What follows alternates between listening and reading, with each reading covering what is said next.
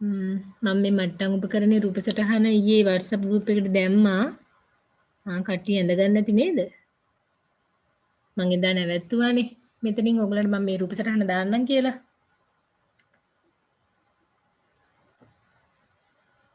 මං හිතනවා මේක ඇඳගන්න ඇති කියලා. හරි අද එතන ඉඳලා ඉස්සරහට කරගෙන යන්න.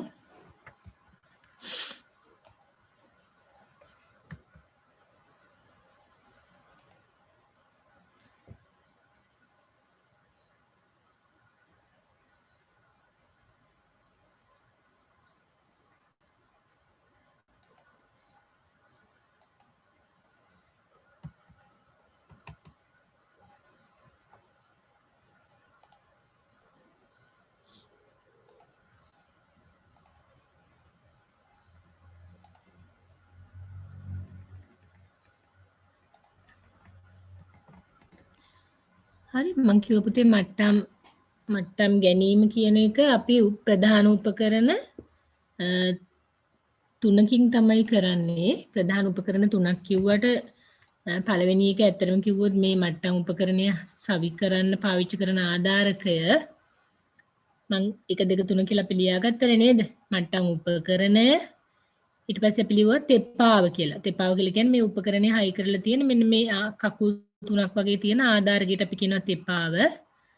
හරි අනිත් එක මං කිව්වා මට්ටම් යටිය කියලා.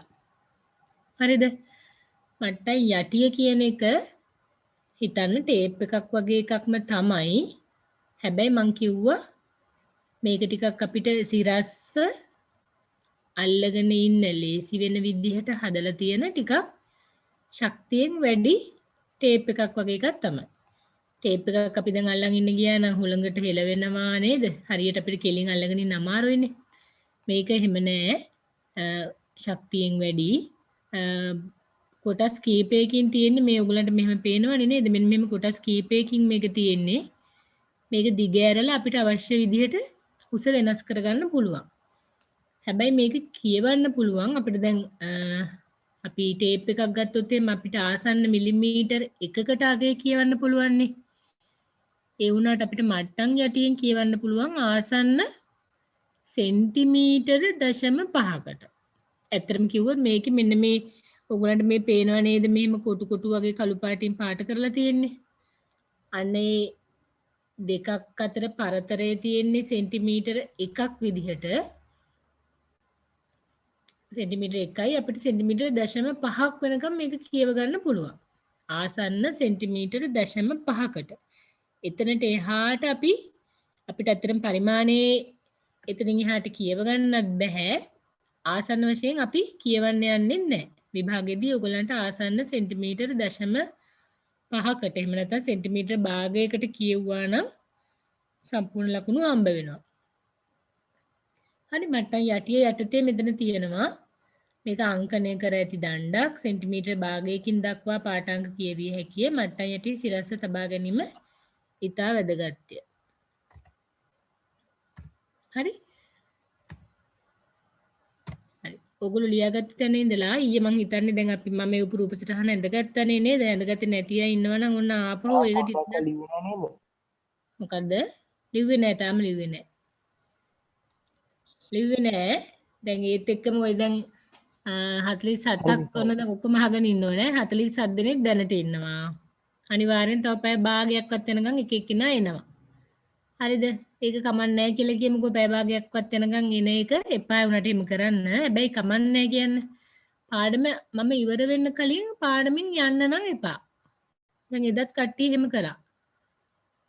දැන් ඔයගොල්ලෝ පන්තියේ උගන්වද්දී මම උගන්වන්න ඉන්නකොට නැගිටලා ගියා වගේ තමයි ඉතින්. දැන් ඔන්ලයින් කියලා මේ එහෙම සැරින් සැරේ අයින් වෙලා යන්න බෑනේ පාඩමට නේද? ඉවර වෙනකන් ඉන්න පුළුවන් නම් පාඩමට සම්බන්ධ වෙන්න. නැත්තම් ඒක එච්චර හොඳ වැඩක් නෙමෙයි. හරි නේද පුතේ? දැන් පාඩම් පටන් ගන්න කලින් කියන්න තියනවා. දැන් ගියේ නිවුස් ඇහුවනම් ඔයගොල්ලෝ අහන්න නැති නේද? ඕ ලෙවල් විභාගේ කල් දැම්ම මාර්තු වෙනකන්. මට නම් ඒකෙන් ඇහුවාම මට ඕ ලෙවල් ගැන ඉතින් ඉච්චර අපිට ගාණක් නෑ. ඉතින් මම ඔයගොල්ලෝ වල උගන්වන්නේ නෑ. මගේ ළමයි ඕ ලෙවල් ලියන්නේ නෑනේ නේද? මාර්තු වෙනකන් කල් දැම්ම ගුණාම මම නම් තේරුම් ගත්තේ ඒකෙන් වෙන දෙයක්. කවුරු හරි නිවුස් වලට අධ්‍යාපන ඇමතිතුමා කිව්ව එක අහන් හිටියා නම් කිව්වේ O level විභාගේ මාර්තු වලට කල් දානවා. ඒ ළමයින්ගේ ප්‍රතිඵල ජුනි වෙනකොට නිකුත් කරනවා. ජුලි වල අලුත් A level පන්තියේ ඒගොල්ලන්ට අලුතෙන් A level පටන් ගන්නවා කියලා කිව්වා. එතකොට මම තේරුම් ගත්තේ ජුලි වල අලුත් බැච් එකක් ගන්නවා කියන්නේ පුතේ ඔයගොල්ලෝ දන්නවනේ ඉස්කෝලේ එකපාර A level බැච් 3ක් තියාගන්න අපිට ඉස්කෝලේ ඉඩ ගන්න නැහැනේ. එතකොට අලුතෙන් බැච් එකක් ජුලි වල ගන්නවා කියන්නේ ඕගොල්ලන්ට ඔය මොන කොරෝනා තිබ්බත් ජුලි වෙද්දි ඉස්කෝලෙන් අයින් වෙන්න වෙනවා. විභාගේ ටික කාලෙකට කල් දැම්මා හෝ අගෝස්තු වලම තිබ්බා හෝ ජුලි වෙද්දි ඉස්කෝලෙන් නවතින්න වෙනවා. හිතන්නකෝ එතකොට අපිට කොහොමද දැන් මේ සිලබස් එක ඊට කලින් කවර් කරගන්න එපේ. ඒ හින්දා මේ යන ක්‍රමයට හරි කරගන්න වෙනවා. හරි නේද? ඒ හින්දා උවමනාවෙන් සම්බන්ධ වෙන්න ආය අතරමඟදී කාට හරි විනාඩි 40න් එදත් උනේ විනාඩි 40න් 40 මේක කට් වෙනවනේ ඊට පස්සේ ආයෙ සම්බන්ධ වෙන්නේ එක්කෙනෙක් හරි අඩුවේ. මම දන්නේ ඒ කියලා ඕනේ කියලා නිකන් ඉන්නවා වගේ තමයි මට හිතෙන්නේ. එහෙම කරන්න එපා. හරි? මේක ඇඳ ගන්න නැති කියලා හිතනවා පුතේ රූප සටහන පොතේ. ඔන්න ආපහු කියන්නේ මම WhatsApp group එකේ රූප සටහන දැම්මා. ඇඳගත්ත නැති අය ඉන්නවා නම් ආයෙ රූප සටහනට ඉඩ තියාගෙනයි දැන් මෙතනින් එහාට අපි ඉස්සරහට යන්නේ. හරි? හරි මට්ටම් ඊට පස්සේ ලියා ගන්න අනුමාතෘකාවක් වගේ ලියා ගන්න මට්ටම් යටිය. දැන් ඔයගොල්ලෝ මට්ටම් උපකරණය කියලා ලියාගෙන නේද මේ ටික ඇඳගත්තේ? එහෙම ඇඳ ගන්න ඕනේ. මට්ටම් උපකරණය කියලා ලියලා මේක ඇඳ ගන්න. ඊට පස්සේ මට්ටම් යටිය කියලා ලියා ගන්න. මට්ටම් යටිය. අපි මේකට කියන්නේ leveling staff කියලා කියන්නේ. මම ඉංග්‍රීසි නම් ටික කලින් ලිව්වනේ අපි. leveling staff. හරි මේක ඇඳ ගන්න නම් අත්‍යවශ්‍ය නැහැ. මේක යටතේ තියෙන කරුණු ටික විතරක් අපි ලියා ගමු.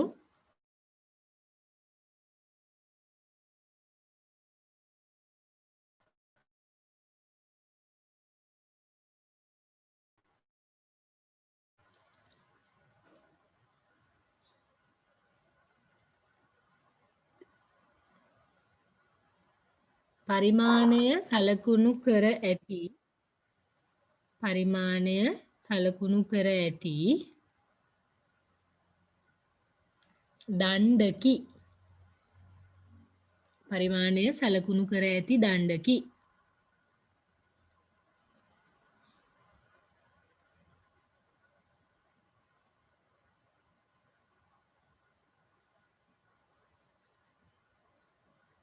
දෙවෙනි එක ලියා ගන්න.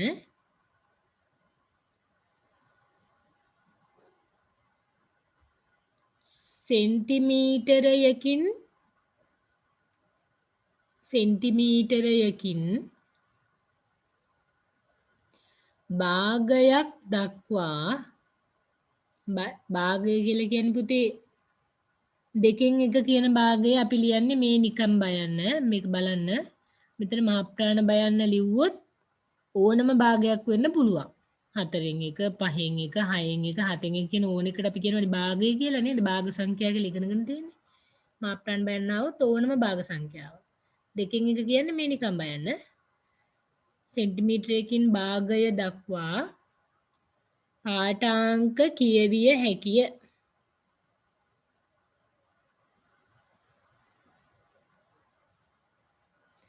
වරහන් ඇතුලේ ලියා ගන්න 0.5යි සංකේත වලින් ලියා ගන්න cm කියලා සෙන්ටිමීටර් 0.5යි cm සෙන්ටිමීටර් දැන් ඔයගොල්ලන් ප්‍රැක්ටිකල් එක කරද්දි තමයි ඉතින් මට පෙන්වන්න වෙන්නේ උපකරණේ පෙන්වන්න විදිහක් නැහැනේ. ඒකේ පුතේ මෙහෙමයි. මට්ටම් යටියේ දෙපැත්තම සලකුණු කරලා තියෙන්නේ. ඒකෙත් අපිට එක පැත්තකින් මිලිමීටර වලට වෙනකන් ඇත්තටම කියවන්න පුළුවන්. ඒ වුණාට අපි පාවිච්චි කරන්නේ වැඩිපුර අර සෙන්ටිමීටර් පරිමාණයේ තියෙන පැත්ත. තුන්වෙනි එක ලියා ගන්න. මට්ටම් යටිය සිරස්ව තබා ගැනීම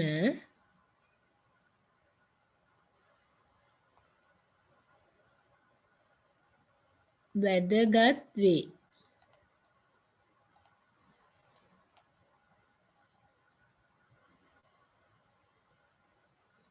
හරි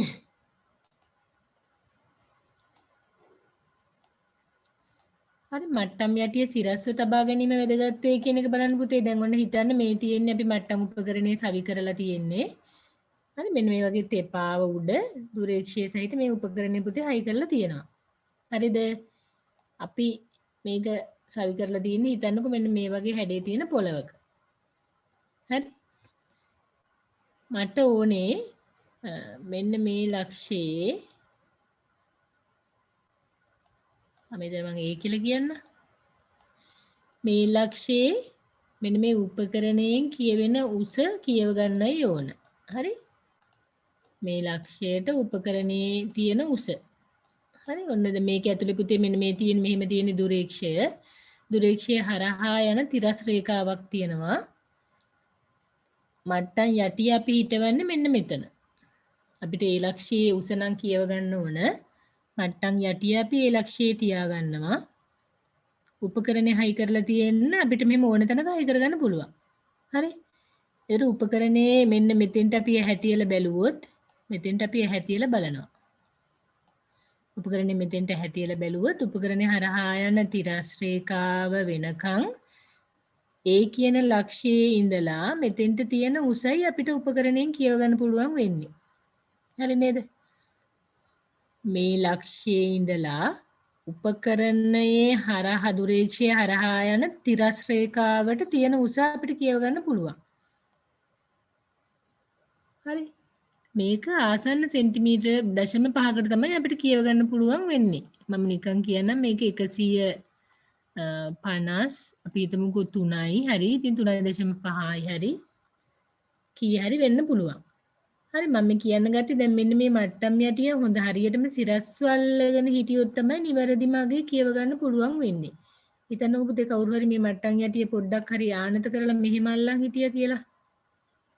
එතකොට ඔයගලන්ට තේරෙනවා කියවන්න ඒ කියන්නේ නිවැරදි අගයට වඩා මෙහිට වෙනොත් එහෙම වැඩි අගයක් කියවෙන්නේ. හරි මෙන්න මෙහෙම වුණා කියනකො ඔන්න නිවැරදි අගයට වඩා වැඩි අගයක් කියවෙන්නේ මෙහිට වුණොත්. ඒත් එකම මේ පැත්තට බර වුණොත් නිවැරදි අගයට වඩා අඩු අගයක් තමයි කියවෙන්නේ. හරි. ඔන්න ඔහොම වෙන්න පුළුවන්. ඒ හින්දා කියන්නේ මේ මට්ටම් යටිය කියන එක හරියටම සිරස් වල්ලන් ඉන්න ඕන. දැන් ඔයගොල්ලෝ ප්‍රැක්ටිකල් විභාගෙට ගියාමත් මේක අල්ලන් ඉන්නේ වෙන කවුරු හරි ඉන්නේ උදව්වට දෙන කවුරු හරි ළමෙක් තමයි අල්ලන් ඉන්නේ. එතකොට එයා මේක ඇල කරලා නම් අල්ලන් ඉන්නේ. ඔයගොල්ලෝ දැනගන්න ඕනේ කියන්නේ සිරස් වල්ල ගන්න කියලා. දැන් මේක පුතේ සිරස් වල්ලගෙන ඉන්න අපිට ඕන නම් උපක්‍රම පාවිච්චි කරන්න පුළුවන්. මේ තියෙන මට්ටම් යටිය නම් හරි මේක හරියටම සිරස් වල්ලගෙන ඉන්න නම් අපිට එක්කෝ කරන්න පුළුවන්. මේක දිගේ හිතනකො මේක දිගේ ඔයගලන්ට පුළුවන් අර මේ ස්ප්‍රීතු ලෙවලයක් හරි මොකක් හරි හේතු කරලා අල්ලගෙන ඉන්නත් පුළුවන්. හරි ඒකේ බබල් එක දිහා බලාගෙන අපිට සිරස් වල්ලගෙන ඉන්න පුළුවන් නේද? එහෙම නැත්තම් ඔය උපකරණේ මං කිව්වා ඔයගලන්ට මැද බිඳුවක් තියෙන බුබුලක් තියෙන ලෙවල් එකක් තියෙනවා කියලා. නේද? අන්න ඒ වගේ මැද බිඳුව තියෙන ලෙවල් එක තියෙන පොඩි මෙහෙම කෑල්ලක් අපිට ගන්න පුළුවන්. ඒ කෑල්ලක් කරන් මේකට හයි කරා නම් මේ බබල් එක හරියටම මැද තියෙනවාද කියන එක චෙක් කරගෙන බලාගෙන මේක සිරස්ව අල්ලගෙන ඉන්න පුළුවන්. හරි අන්න ඒ වගේ උපක්‍රමයක් පාවිච්චි කරලා පුළුවන් අපිට මේක හරියටම නිවැරදිව අල්ලගෙන ඉන්න.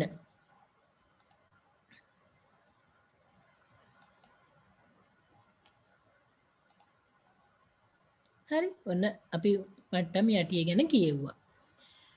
ඊට පස්සේ පුතේ දැන් මේක නිකන් මොකද්ද මේ තැපෑලෙන් පීනන්නේ උගන්වනවා වගේ වැඩක් මේ පාඩම ඔන්ලයින් කරනවා කියන්නේ. හරි. ඔන්න පුතේ ඊළඟට මේක උපකරණය දැන් මම මේකේ ප්‍රැක්ටිකල් වලට අදාළ කොටස් කීපයක් තියෙනවා. ඒ ටික මම ප්‍රැක්ටිකල් එකේදී කරනවා.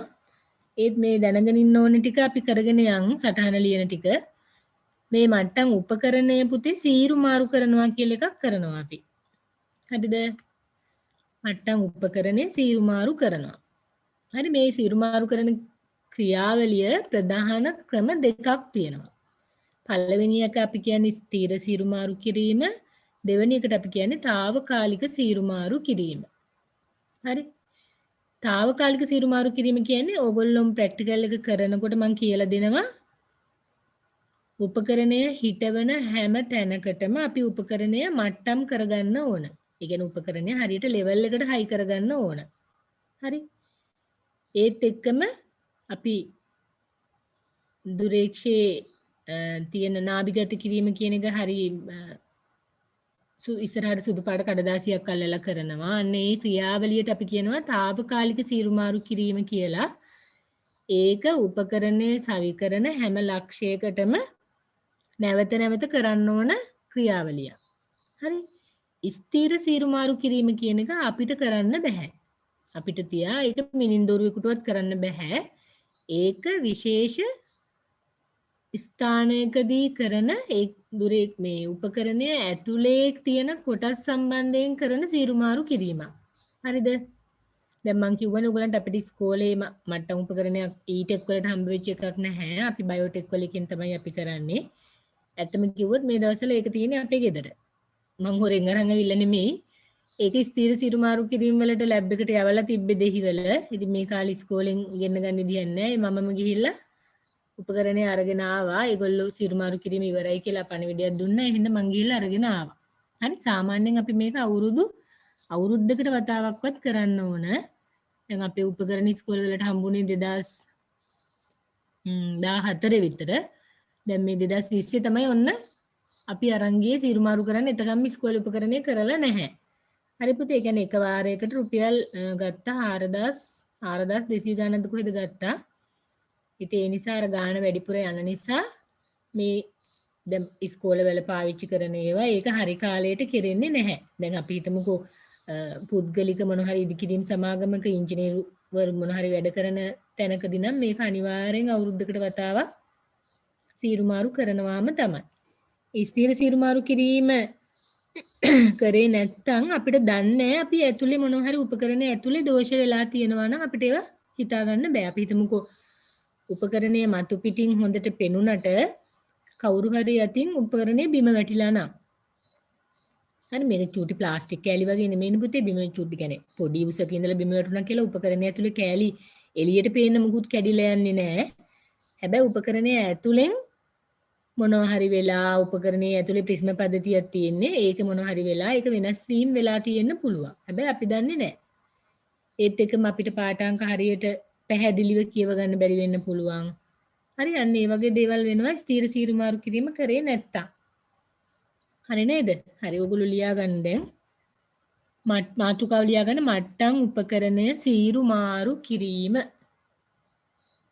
මට්ටම් උපකරණය සීරුමාරු කිරීම.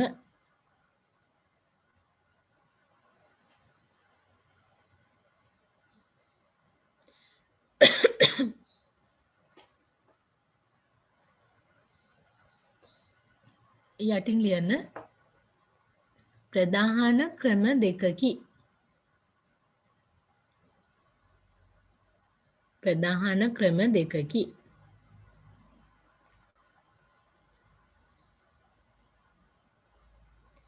එක දාලා ලියන්න ස්ථීර සීරුමාරු කිරීම.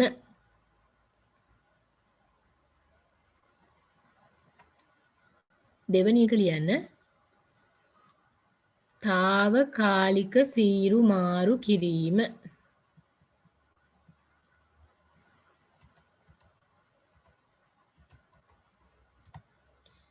හරි ස්ථීර සීරුමාරු කිරීම తాවකාලික සීරුමාරු කිරීම.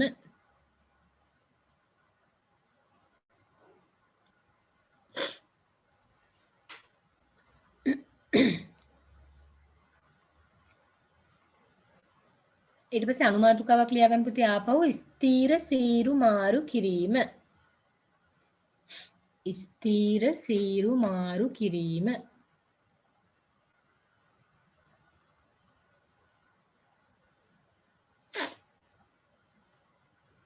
හරි අපි මේකට කියන්නේ පුතේ ඇත්තටම ඉංග්‍රීසියෙන් කියන්නේ අපි කැලිබ්‍රේට් කරනවා කියලා. කැලිබ්‍රේෂන් කියලා ඔයගොල්ලෝ අහලා තියෙන්නේ. කැලිබ්‍රේෂන් කරන තමයි අපි මේක ලැබ් එකකට ඕන යවන්න. ඒ කියන්නේ විශේෂ මේ උපකරණ ස්ථීර සීරුමාරු කරන තැන් තියෙනවා. දැන් අපිට දන්න හොඳම තැනක් තියෙන්නේ දෙහිවල.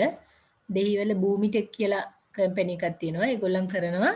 ඊට පස්සේ මේගොල්ලෝ තව අවුරුද්දකින් නම් අපි කරන්නේ ඒ අවුරුද්ද වෙනකන් අනිවාර්යෙන් ඇතුලේ තියෙන කැලිබ්‍රේෂන් වල මොන හරි ප්‍රශ්නයක් වුණොත් ඒගොල්ලන් අපිට කරලා දෙනවා නොමිලේ. නැත්තම් ඒගොල්ලන් ළඟට අපි අවුරුද්දකින් තමයි මැෂින් එක ආපහු යවන්න ඕන. හරි? හරි ස්ථිර සිරු මරු කිරීම කියලා මාතෘකාව ලියා ගන්න. ලියලා ඒක යටතේ ලියන්න. ඒක යටතේ පුතේ කරුණු විදිහට ලියන්න පළවෙනි කරුණ. මෙය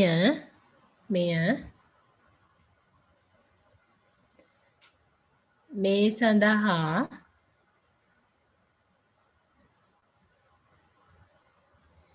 විශේෂිත වූ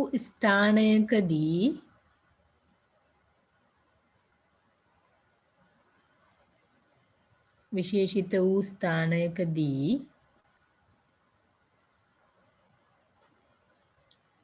සිදු කරන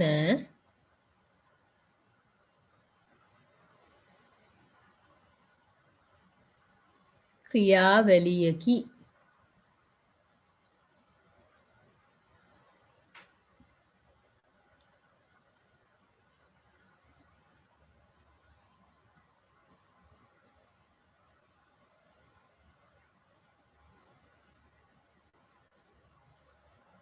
හරි දෙවෙනි කරුණ ලියා ගන්න. සාමාන්‍යයෙන් මට්ටම් උපකරණයක්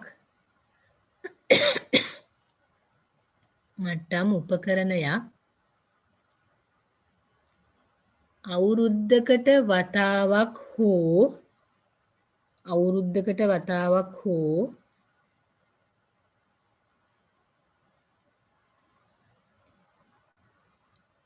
ස්ථිර සීරුමාරු කිරීම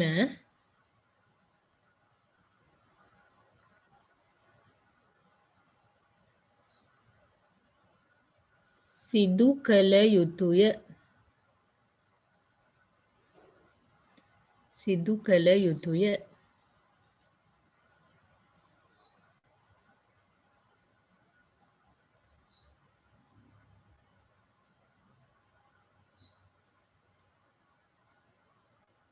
තුන්වෙනි කරුණ ලියා ගන්න. එසේ නැතහොත්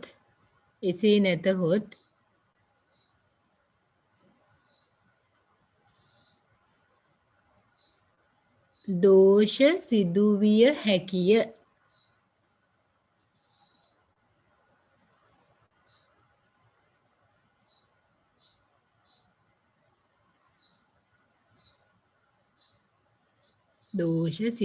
හැකිය.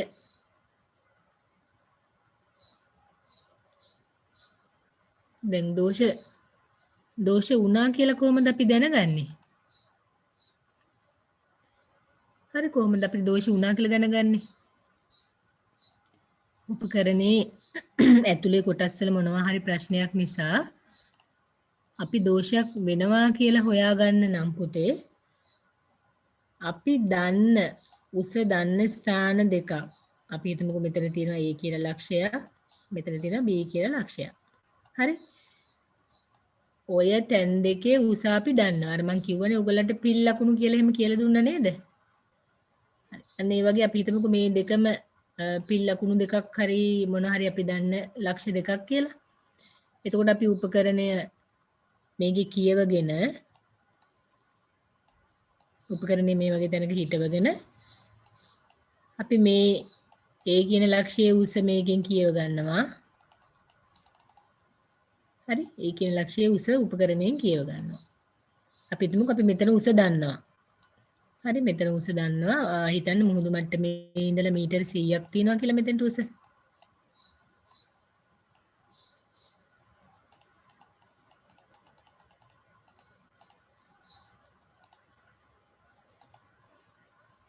හිතන්න මම දැන් තාම මේ ඔයගලන්ට නිකන් දල වශයෙන් කියලා දෙන්නේ. මෙතන පිල් ලකුණක් කියලා කියන්නේ අපි දන්න තැනක් උස නේද? අපි දැන් කිව්වා අපි මධ්‍යස්ථ මුහුදු මට්ටමේ ඉඳලා තමයි ඕනම ලක්ෂයක උස කියව ගන්නෙ. එහෙමනම් හිතන්න මෙතන මධ්‍යස්ථ මුහුදු මට්ටමේ ඉඳලා මීටර 100ක් උසින් තියෙන්නේ. හරි නේද? අපිට මං කිව්වා දැන් මේ උපකරණේ හිටව ගත්තට පස්සේ මෙන්න මේ උස අපිට කියව ගන්න පුළුවන්. හරිද පුතේ? මෙන්න මේ උස නේද? අපි දැන් මේ උපකරණේ දුරේක්ෂය හරහා යන තිරස්තලයට තියෙන උස මෙතනින් එහා තියලා බලලා කියෙව්වොත් උපකරණේ හිටවලා තියෙන මෙන්න මේ උස දැන් ඔය මට්ටම් යටි හිටවන්නේ මෙතනනේ. මං කියවනේ මීටර් කෝදුවක් වගේ එකක් කියලා නේද? එතකොට අපි හැම වෙලාවෙම බිඳුව තියෙන්නේ මෙතන මීටර් කෝදුවේ. එතකොට මෙන්න මෙතන ඉඳලා මෙතෙන්ට තියෙන උස තමයි මේකෙන් බලලා අපි කියව ගන්න ඇත්තටම කිව්වා. හරි? එතකොට ඔයාට හිතා ගන්න පුළුවන් නේද මෙන්න මේ ලක්ෂයේ මෙන්න මෙතන පාඨාංකය අපිට හදාගන්න පුළුවන්. කොහොමද? මෙතන උස 100යි. අපි හිතමුකෝ මේ කියවෙන උස මම නිකන් ඕගලන්ට ලේසි වෙන අගයක් ගන්නම් 50යි කියලා. හරි? එහෙමනම් මෙන්න මේ උපකරණය හරහා, ඒ කියන්නේ උපකරණය හරහා යන තිරස්තලයට මෙන්න මෙතෙන්ට තියෙන අගය වෙන්නේ මේ 100ට එකතු කරනවා අපි 50. හරි? එහෙමනම් මෙතෙන්ට එන අගය 150යි. උපකරණය හරහා යන තිරස් රේඛාවට. ඒ කියන්නේ පුතේ ඇත්තට මෙන්න මේ උපකරණය හයි කරලා තියෙන මෙන්න මේ උස කියන එක තමයි. මෙතන 100යි නම් මේ 50 එකතු වුණාම මෙතන අගේ 150යි. දැන් ඔයගලන්ට තේරෙනවනේ මේ තියෙන්නේ එකම තිරස්තලයක්නේ නේද? මෙතන 150යි නම් අපේ දෙවෙනි ලක්ෂ්‍යය මෙතනනේ. එහෙනම් ඔයගලන්ට තේරෙනවා මෙතන 150යි නම් මෙතන 150යි. මේක එකම තිරස් රේඛාවක්. හරි? එතන 150යි නම් මෙතනත් 150යි. මෙන්න මේ ලක්ෂ්‍යය. මෙන්න මේ ලක්ෂ්‍යය 150යි. හරි? ඊට පස්සේ හිතන්න අපි උපකරණයේ මේ දුරේක්ෂය පුතේ අපිට අංශක 360ක තිරස්තලයේ කරකවන්න පුළුවන් ඕනම වෙලාවක. ඒකෝර අපි මුලින් මේ පැත්තෙන් හැටියලා මේ පැත්ත බලලා ගිය කියවනවා. ඊට පස්සේ අපි මේ උපකරණය මේ පැත්තට කරකවනවා. ඊට පස්සේ අපි මේ පැත්තෙන් හැටියලා මේ අගය කියවනවා. එතකොට කියවෙන අගයත් කලින් කියවෙච්ච අගය වගේම තමයි. එතකොට අපි මෙන්න මේ උස උපකරණයෙන් කියවෙන අගය. දැන් මේ පැත්ත හැරෙව්වහම උපකරණයෙන් කියවෙන අගයක්. ඇයි දැන් මේ අපි මට්ටම් යටිය කලින් හිටවල තියෙන මෙච්චර ගැඹුරෙන් දැන් මට්ටම් යටි හිටවල තියෙන මෙන්න මේ වගේ පොඩි උසක් විතරයි.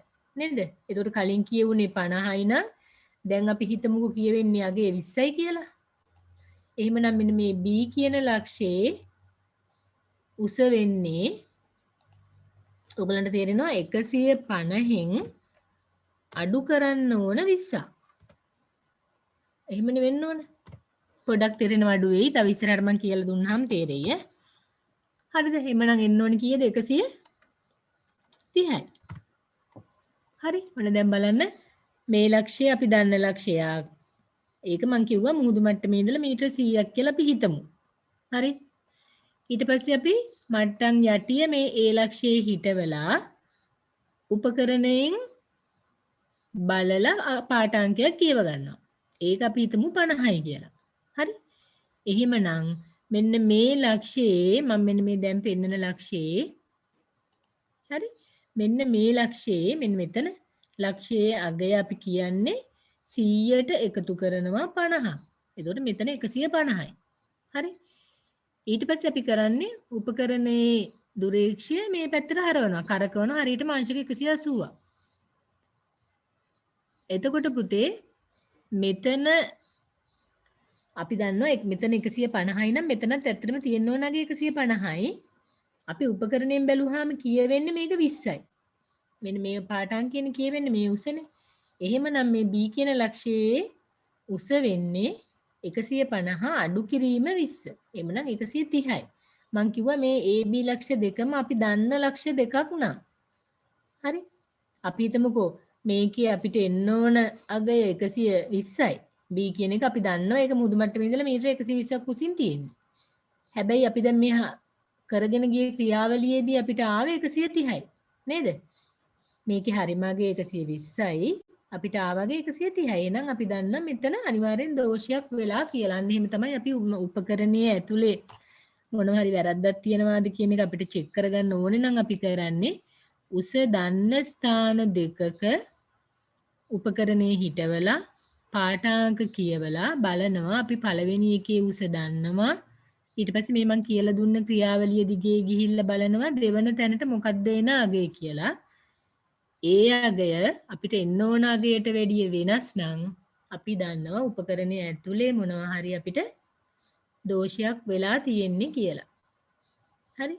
ඒ විදිහට තමයි අපි උපකරණයේ දෝෂයක් හොයාගන්නේ. හරි නේද? ඔන්න උපකරණයේ දෝෂය හොයාගන්න විදිහ මම කියලා දුන්නේ. ඔන්න දැන් මම ස්ථීර සීරු මාරු කිරීම ගැන කිව්වා. ඊට පස්සේ මාතෘකාව ලියා ගන්න. తాවකාලික සීරු මාරු කිරීම.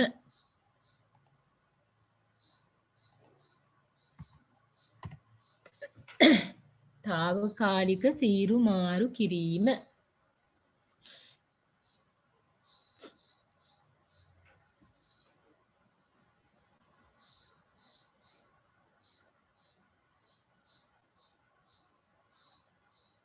తాවකාලික සීරු මාරු කිරීම. හරි ඒක යටතේ ලියන්න. ඒක යටතේ ලියන්න.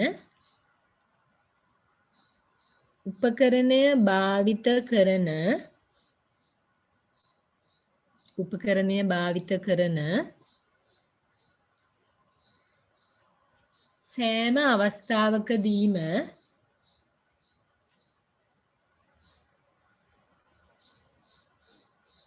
උපකරණය භාවිත කරන සෑම අවස්ථාවකදීම මෙය සිදු කළ යුතුය.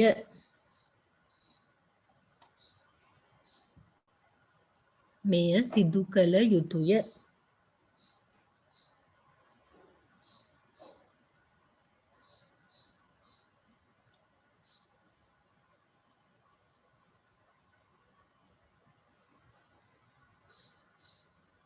හරි මේක පුතේ කරන්න ඕනේ ප්‍රධාන අදියර 3කින් කරන්නේ අපි. తాවකාලික සීරු මාරු කිරීම අපි කරන්නේ අදියර 3කින්.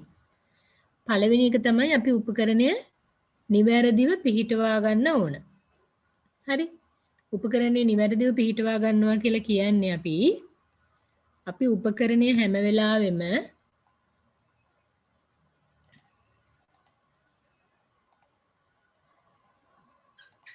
හරි අපි හිතමුකෝ මම දැන් මේ අඳින්නේ ප්ලෑන් එකක් ඈ කලින් මම ඇඳි හරස් කඩක් වගේ එකක් නේද ඉස්සරහින් බැලුවහම පේන විදියනේ දැන් මම අඳින්නේ ප්ලෑන් එක හරි හිතන්නකෝ මේ වගේ පාරක් තියෙනවා අපි මට්ටම ගන්න යන්නේ පාරේ ලක්ෂ 3 2ක ගන්න යනවා කියලා හිතමුකෝ නේද මෙතන තියෙනවා කියලා හිතන්නම් මම 1 ලක්ෂයක් මෙතන තියෙනවා 1 ලක්ෂයක් පාරේ මැද්දේ හරි මේක A මේක B හරි මේ A ලක්ෂයට සාපේක්ෂව B ලක්ෂයේ තියෙන්නේ උසකින්ද නැත්නම් පාතින්ද? ඒ කියන්නේ උසින්ද පාතින්ද තියෙන්නේ. ඒක අපි දැන් මේ පාඩමේදී ඉගෙන ගන්නවා A ලක්ෂයට සාපේක්ෂව හරි එහෙම නැත්නම් එකම මට්ටමේද කියන එක බලන්න පුළුවන් අපිට. හරි? A ලක්ෂයට වැඩිය පුතේ මේක දැන් මේ මම ඇඳ විදියටම බැලුවමට ඕගලන්ට පේනවනේ සමහර වෙලාවට මේක තියෙන්නේ උසි. හරි අපි එහෙම වුණොත් මේකට කියනවා නැග්මක් කියලා. ඒ ලක්ෂයට වැඩිය පල්ලෙහායින් මේක තියෙනවා නම් අපි කියනවා බැස්මක් තියෙන්නේ කියලා. හරි. අපි එහෙනම් මෙන්න මේ ලක්ෂයට සාපේක්ෂව ඒ ලක්ෂයට සාපේක්ෂව B ලක්ෂයේ උස නම් අපිට හොයන්න තියෙන්නේ. අපි මේ දෙක අතර තියෙන දුරෙන් හරි මැදම නොවුනත් කමන්නේ ආසන්න වශයෙන් මැදයි උපකරණය හිටව ගන්න ඕන. හරි නේද? මං කිව්වොත් මේ දෙක අතර තියෙනවා නම් අපි හිතමු මීටර් 50ක්. එතකොට අපි උපකරණය මොකක් හරි යම්කිසි තැනක හිටව ගන්නවා. මං කියන්නම් මෙහෙම තැනක උපකරණය හිටව ගන්නවා කියලා. එහෙමනම් උපකරණයේ ඉඳලා මෙන්න මේ A ලක්ෂයට තියෙන දුරයි උපකරණයේ ඉඳලා මෙන්න මේ B ලක්ෂයට තියෙන දුරයි ආසන්න වශයෙන් හෝ සමාන වෙන්න ඕන. ඒක හරියටම මැනලා මේක ලොකු වැඩක් කරන්න දෙයක් නෙමෙයි. දල වශයෙන් ලක්ෂ දෙක දිහා බලලා ඒ දෙකේ මැදට වෙන්න අපි හිතමුකෝ මෙන්න මේක යා කරාම එන රේඛාවක් තියෙනවනේ මේ AB ලක්ෂ දෙක නේද යා කරාම එන රේඛාවකට අපි හිතමු මේ රේඛාවේ මැද අඳිනවා කියලා ලම්බකයක් මම මේ කියන්නේ වෙන්න ඕන විදිහ මේක අපි හරියටම පොළවේ නිර්මාණය කරන්නේ නැහැ ඒක හරහා අඳින රේඛාවක් තියෙනවා කියලා හිතන්නකෝ ලම්බ සමච්ඡේද කියන්නේ එතකොට නේද මෙන්න මේ රේඛාවේ ඕනම තැනක උපකරණය හිටව ගත්තට ප්‍රශ්නයක් නැහැ මේක උපකරණය මෙතන හිටව ගන්නත් පුළුවන් මේ වගේ තැනක හිටව ගන්නත් පුළුවන් පාර මැද්දේ හිටවන්න යන්නේ අපි නේද වාහනේ යන පාරට උපකරණය ගලව අයින් කරන්න වෙයි. අපි පාරේ දෙපැත්තේ කොහේ හෝ තමයි හයි කරන්නේ. පාර මැද්දක හයි කරන්නේ නැහැ. පාරේ මට්ටම් ගන්නවා නම්. හරි මෙතන මට්ටම් යටි අල්ලන් හිටියට කමන්නේ නැහැ. වාහනයක් එද්දි කාට හරි ටක් ගාලා අයින් වෙන්න පුළුවන්. ආයේ මෙතෙන්ට එන්න ලේසියිනේ. උනාට උපකරණේ හයි කරනවා කියන එක ටිකක් ලොකු වැඩක්. හරි ඊට පස්සේ පාරේ අනිත් පැත්තේ අපිට මේ වගේ තැනක හයි කරන්න පුළුවන්. මේ වගේ තැනක පුළුවන්. මේ වගේ තැනක පුළුවන්. හරි උපකරණයේ ඉඳලා අපි මට්ටම් ගන්න ලක්ෂ්‍යවලට තියෙන දුර දල වශයෙන් සමාන වෙන්න ඕන. ඒක තමයි අපේ පළවෙනි අවශ්‍යතාවය. හරි උපකරණයේ හිටවද්දි තියෙන පළවෙනි අවශ්‍යතාවය.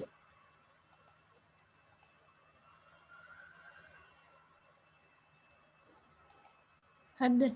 ඊට පස්සේ දෙවෙනි එක තමයි අපි උපකරණය හිටව ගන්න ඕන මීටර 3ට වඩා හැම වෙලාවෙම අපි කියවන අගය මීටර 3ට වඩා අඩු වෙන්න ඕන. මීටර 0.3ට වඩා වැඩි වෙන්න ඕන. හරි ඒක නිකන් දල වශයෙන් අපිට හිතා ගන්න පුළුවන්. අපි උපකරණය මීටර 3ක් විතර හයි කරනවා කියන්නේ මේ ලොකු උසක්. එච්චර හයි කරන්නේ නැහැ. අපි සාමාන්‍යයෙන් අපි උපකරණය හයි කරගන්නේ කියවන එක්කෙනාගේ S මට්ටමට. හරි? ඒකේ තෙපාවේ කකුල් අපිට උස් පහත් කරන්න පුළුවන්. පුතේ මෙන්න මේ විදිහේ තියෙනකොට ඔයගලන්ට පේනවා නේද මෙන්න මේ පල්ලෙහා තියෙනවා මෙන්න මේ මෙතන තියෙන පොඩි කළු පාට කෑලි වගේ පේනවා නේද මෙන්න මේ මට්ටමේදී මේ මෙන්න මෙතන තියෙන පොඩි ඇණයක් වගේ එකක්. ඒක බුරුල් කරලා කකුල මෙන්න මේ එජස් කරන්න පුළුවන් අපිට මේ උස. මෙන්න මේ උස ටික අපිට හදාගන්න පුළුවන්. අයෝර පාවිච්චි කරන කෙනාගේ උස අනුව අපි මේ තෙපාවේ උස් පහත් කරලා හදාගන්නවා. හරි ඒ කියන්නේ අපි කියවන පාඨාංක මීටර 3ට වඩා වැඩි වෙන්නත් බෑ. මීටර 0.3ට වඩා අඩු වෙන්නත් බෑ. හරි ඊට පස්සේ උපකරණයේ ඉඳලා අපි මට්ටම් ගන්න ඕනම ලක්ෂයකට තියෙන දුර මීටර 50ට වඩා අඩු වෙන්න ඕන. හරි ආසන්න වශයෙන් කිව්වොත් මෙන්න මෙහෙම දෙයක්.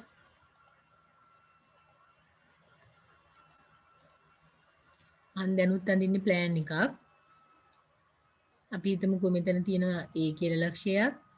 මෙතන තියෙනවා B කියලා ලක්ෂයක්. අර කලින් විදිහම තමයි අපි උපකරණ හිටවන්නේ මං කියවනේ ලක්ෂ දෙකට ආසන්න වශයෙන් සමාන වෙන්න කියලා නේද? මෙන්න මේ දුර මීටර් 50ට වඩා අඩු වෙන්න ඕන. මේ දුර මීටර් 50ට වැඩිය අඩු වෙන්න ඕන කියන එකයි කියන්නේ.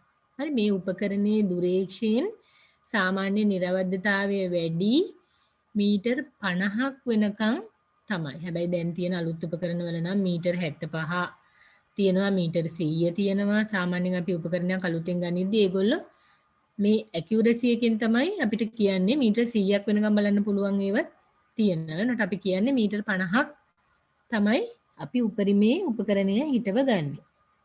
හරි?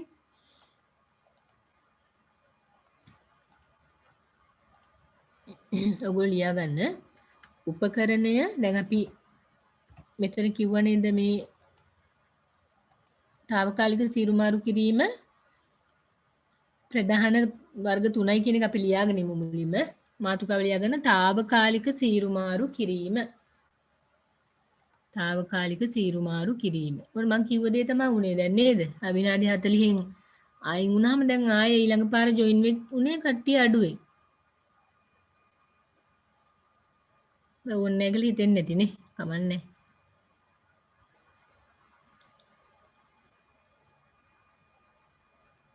తాවකාලික සීරුමාරු කිරීම.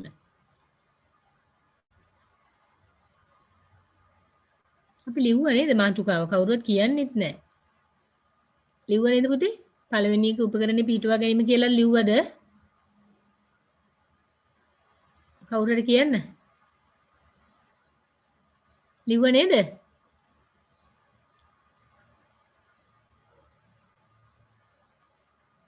කොක් කියන්න වෙයිද කාටවත්? ලිව්වනේ. අපෝ මේ මං අපේ මේ පොඩි කට්ටිය පුතාලගේ ඔන්ලයින් ක්ලාස් වලත් මං ඉන්නවා. ඉතින් පොඩ්ඩක් පැත්තකින් මං ඉන්නේ බෑ. තාම පොඩි නිසා නේද? ඒ ගුරුවරුන්ට තියෙන ප්‍රධානම ප්‍රශ්නේ තමයි මේ කට්ටිය කතා කරන එක නවත්තන එක.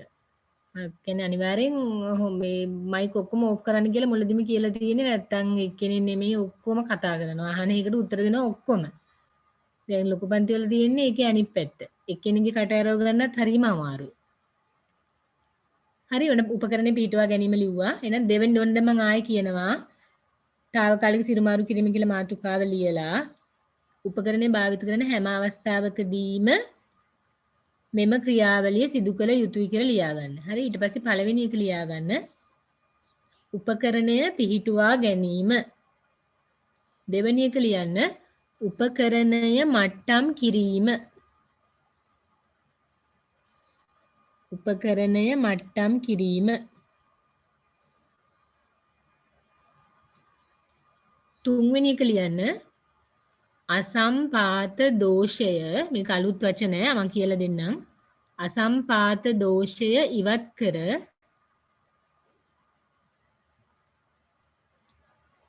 නිවැරදිව නාභිගත කිරීම. අසම්පාත දෝෂය ඉවත් කර නිවැරදිව නාභිගත කිරීම.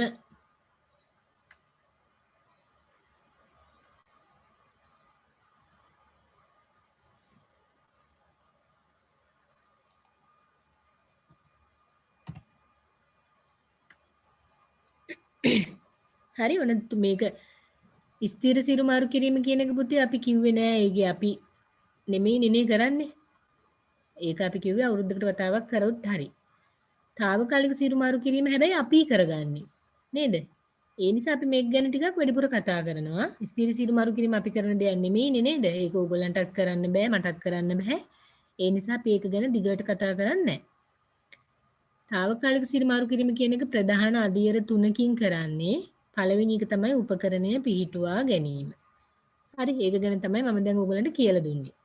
දැන් මතක තියාගන්න ඒකේ කරුණු ආපහු තුනක් තියෙනවා. පළවෙනි එක තමයි උපකරණයේ ඉඳලා අපි කියවන ලක්ෂ්‍යවලට තියෙන දුර ආසන්න වශයෙන් සමාන වෙන්න ඕන. දෙපැත්තට තියෙන දුර කියලා හිතන්න. අනිත් එක තමයි අපි කියවන පාඨාංක මීටර් 3ට වඩා අඩු වෙන්න ඕන. මීටර් 0.3ට වඩා වැඩි වෙන්න ඕන. අනිත් එක අපි කිය උපකරණ දැන් අගය කියවන තැනයි උපකරණයේ තියෙන තැනයි අතර දුර මීටර් 50ට වඩා අඩු වෙන්න ඕන. හරි? ඒ ටික බලලා තමයි අපි තෙපාව උඩ උපකරණය සවි කරන්නේ. හරි පළවෙනි එක ලියා ගන්න. ආපහු අනුමාතෘකාවක් විදිහට ලියා ගන්න උපකරණය පිහිටුවා ගැනීම.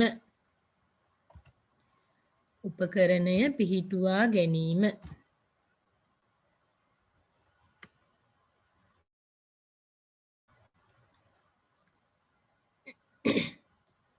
හරි උපකරණය පිහිටුවා ගැනීම කියන එකත් පුතේ ආපහු කොටස් දෙකකට බෙදනවා අපි. ඒකේ එක ලියන්න උපකරණය පිහිටුවා ගැනීම කියන එකේ එක සුදුසු ස්ථානයක් තෝරා ගැනීම. සුදුසු ස්ථානයක් තෝරා ගැනීම. හරි මේකේ ඔයගොල්ලෝ මේ ස්ක්‍රීන් එකේ දාලා තියෙන එක දිහා බැලුවොත් පේයි. ඒ පළවෙනි එකේ ආපහු අණු අංක 3ක් අණු කොටස් 3ක් තියෙනවා. දැන් ඕගොල්ලෝ අරකට එක නම් දැම්මේ ABC දාලා ලියාගමු අපි. නේද? සිම්පල් ABC හරි මොනවා හරි දාලා ලියා ගන්න. සිම්පල් A උපකරණයේ සිට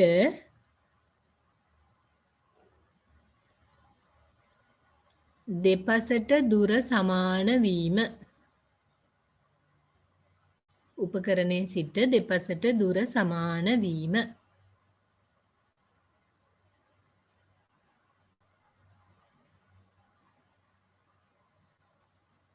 හරි දෙවෙනි එක B ලියා ගන්න සිම්පල් B ලබා ගන්නා පාඨාංක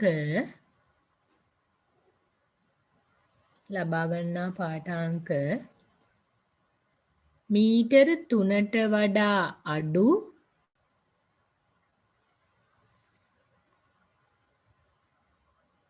මීටර 3ට වඩා අඩු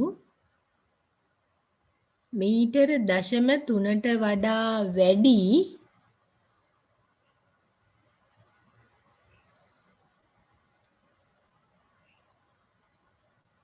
අගයන් වීම.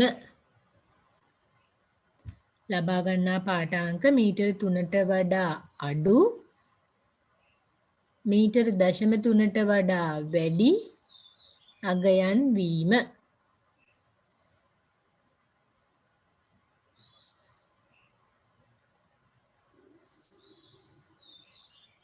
ඊළඟ එක ලියන්න C උපකරණයේ සිට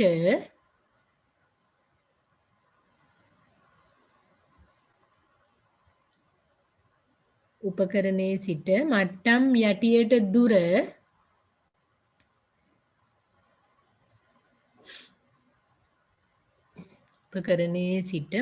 යටියට දුර මීටර් 50ට වඩා අඩු වීම. මීටර් 50ට වඩා අඩු වීම.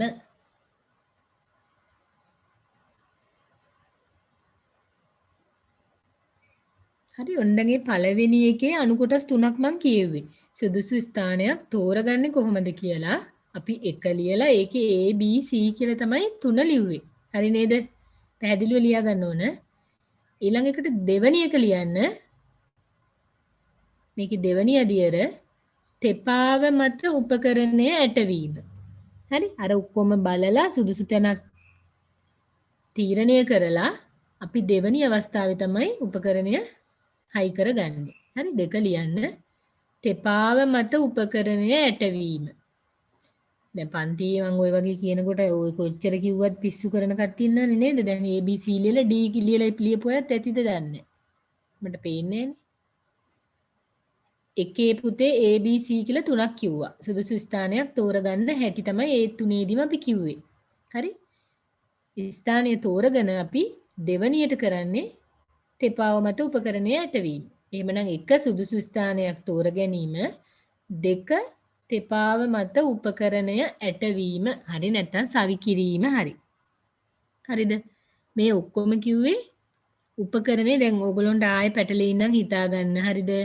తాවකාලික සීරු මාරු කිරීම කියන එක අපි කරන්නේ ප්‍රධාන අදියර තුනකින්. එක කියන එක උපකරණය පිහිටුවා ගැනීම. දැන් එතකොට ආයෙ මෙතනත් පැටලෙයි දන්නේ නැහැ නේ. එහෙම වෙන්නේ නැහැ නේ. දෙක උපකරණය මට්ටම් කිරීම. තුන තමයි අසම්පාත දෝෂ ඉවත් කර නිවැරදිව නාභිගත කිරීම. හරි?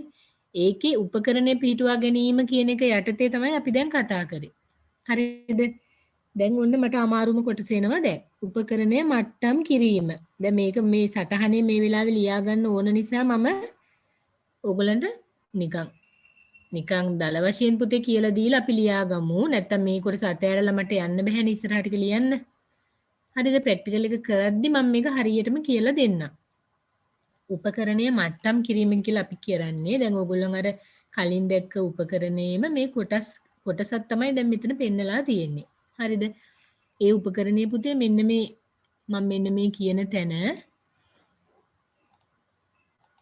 මම මෙන්න මේ පෙන්නන තැන මෙන්න මෙතන තියෙන පුතේ අපි මේකට කියන්නේ මට්ටම් බුබුලක් තියෙනවා. හරි? අපි කියනවා ලෙවල් බබල් එකක්. අර ඕගොල්ලන් ස්ප්‍රීතු ලෙවල් එකේ දැක්ක නේද? පොඩි වතුර බුබුලක් වගේ එකක් අපි ඒකනේ හැම වෙලාවෙම මැදට ගන්නෙ. නේද? ගඩොල් බැම්ම තිරස් කරද්දිත් අපි ස්ප්‍රීතු ලෙවල් එකේ බබල් වතුර බුබුල වගේ එක තමයි මැදට ගත්තේ. අපි සිරස් බව චෙක් කරනකොට ඒ වතුර බුබුල මැදට ගත්ත එක තමයි කරේ. දැන් මෙන්න මේ උපකරණයේත් ඒ වගේ පොඩි ලෙවල් බබල් එකක් තියෙන පොඩි රවුම් කොටසක් තියෙනවා. ඒක දිහා බලාගෙන තමයි අපි උපකරණය මට්ටම් කරන්නේ. හරි මෙන්න මෙතන ඒක විතරක් ලොකුවට ඕගලන්ට පෙන්නලා තියෙනවා. පේනව නේද? මේ තියෙන්නේ මට්ටම් බුබුල තියෙන කොටස විතරක් ටිකක් ලොකු කරලා තියෙන්නේ. හරි එහෙම නැත්නම් මේ මට්ටම් බුබුලක් වෙනම අරගෙන තමයි මේ පෙන්නලා තියෙන්නේ. මේකේ පුතේ මෙන්න මුළු මේ රූපෙ දිහා බලන්නකෝ. මේකේ වටේ රවුමක් තියෙනවා. මැද්දේ ආපහු තව කළු පාටින් ඇඳපු රවුමක් තියෙනවා. හරි? මේ මට්ටම් බුබුල තියෙන්නේ මෙන්න මේ වගේ පැත්තකට වෙන්න තමයි අපි උපකරණයේ සාමාන්‍යයෙන් මට්ටම් කරන්න කලින් තියෙන්නේ මේක මේ වගේ තැනක. හරිද? අපි උපකරණය මට්ටම් කරනවා කියලා කරන්නේ මෙන්න මේ ඒ බබල් එක මම දැන් මෙතන පෙන්වන තැන බලන්න මෙන්න මේ කළු පාට රවුමෙත් මැද්දට අරගෙන යන්නයි ඕන. හරි? මෙතනින් බැලුවොත් එහෙම ඕගොල්ලෝ මේ තියෙන මේ බුබුල අපි අරගෙන යන්න ඕනේ මෙන්න මේ කළු පාට රවුම ඇතුළට. හරි. මෙන්න මෙහෙම අපි හිතමුකෝ. මෙන්න මේකේ මැද්දට කොතෙන්ද හරි අරන් ගියට කමක් නැහැ. කොහොම හරි මේ කළු පාට රවුමේ දැන් මම මේ ඇන් දෙකට වඩා ටිකක් මේක විශාල වෙනවා. ඔයගොල්ලන් මෙතන බැලුවාම පේනවනේ නේද? කළු පාට රවුමට වැඩිය පොඩ්ඩයි මේක විශාලත්වයෙන් අඩු. ඒ කියන්නේ මේක මැදට අරන් ගියොත් මේක හුඟක් මේ වගේ පැත්තකට වෙන්නේ නැහැ. මේක මැද හිටින්න පුළුවන්. හරි?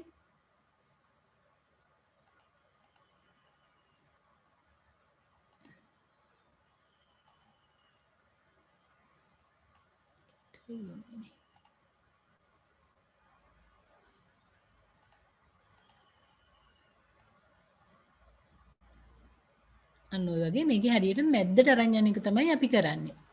හරි නේද? මේ වැඩේ හැබැයි ටිකක් අමාරු වෙන්න පුළුවන්. මේ මොකද මේ ආපහු දැන් මොන 46 දෙනයි. දැන් මට මේ බලන් ඉන්නකොට එපා වෙනවා. දැන් මම පන්ති හිටියනම් ඔයගොල්ලෝ දන්නවනේ. යකා වෙන වැඩක් තමයි. පන්ති මැද්දෙන් නැගිට යටි යනවා වගේ වැඩන්නේ නේද? ඩේටා ඉවර වෙනවද දන්නේ නැහැ නේ. මං කේන්ති නොගෙන ඉන්න. හරි? මෙන්න මේ වැඩේ පුතේ කරන හරි පිළිවෙලක් තියෙනවා. දැන් ඒක මම ප්‍රැක්ටිකල් එකේදී කියලා දෙන්නම්. ඒක ඒ පිළිවෙලට කරොත් අපිට විනාඩි 5න් මේක ලෙවල් කරන්න පුළුවන්. විභාගෙදී ගොඩක් කට්ටියට වෙලාව යන්නේ වැඩිපුරම මේක ලෙවල් කරන්න. හරි මේක කරන පිළිවෙලක් තියෙනවා. අපි මේ පිළිවෙලට කරමු. එතකොට මේක අපිට ටක් ගාලා මේ බබල් එක මැද්දට ගන්න පුළුවන්. හරි ඒක කරන විදිහ දැන් මට මෙහෙම කියලා දුන්නට හරියන්නේ නැහැ. ඒක මම ඔයගලන්ට හරියට කියලා දෙන්නම් ප්‍රැක්ටිකල් එක කරන වෙලාවේදී. ඊට පස්සේ ඔයගොල්ලෝ ආයි මාතෘකාවක් ලියා ගන්න උපකරණය මට්ටම් කිරීම.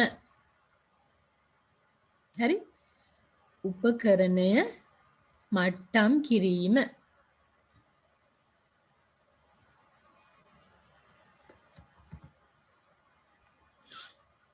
ඒක යටතේ ලියා ගන්න.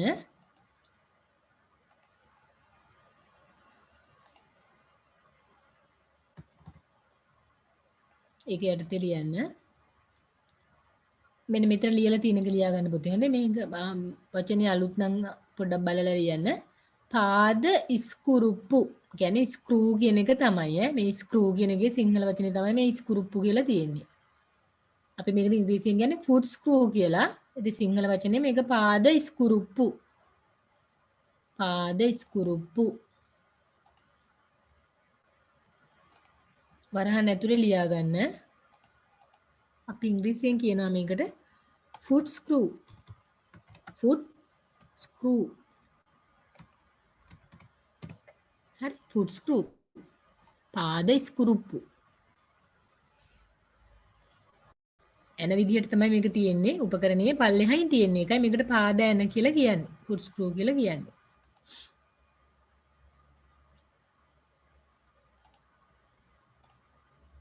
හරි. පාද ෆුට් ස්ක්‍රූ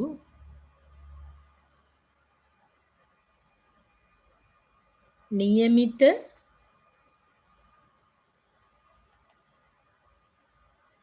දිශාවලට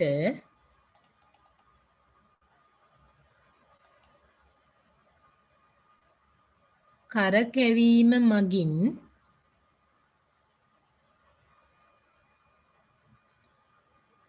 මෙය සිදු කළ හැකිය.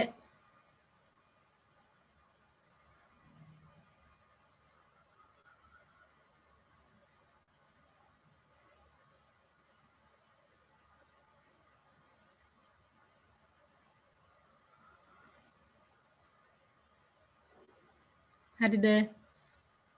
දැන් මේ ක්‍රියා පිළිවෙලම අපි ලියා ගන්නවා. හරි? දැන් පොතේ ලියා ගන්න එකට මට ඉඩ තියන්න කියන්න බෑනේ පුතේ. ඒ හින්දා මම දැන් කරන පිළිවෙල ඔයගලන්ට ලියන්න කියලා කියන්නම්.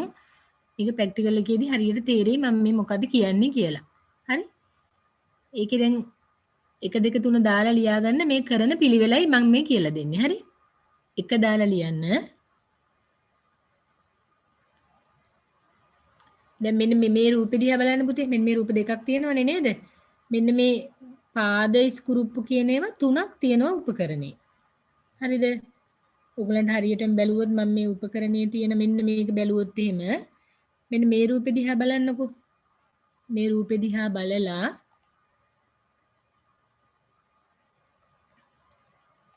මෙන්න මේ පේනව නේද? මෙන්න මෙතන තියෙන පුතේ මෙන්න මේක තමයි එක පාද ස්කුරුප්පුවක්. මෙතන එකක් තියෙනවා. මෙතන තියෙනවා තව පාද ස්කුරුප්පුවක්. මේක දෙකයි.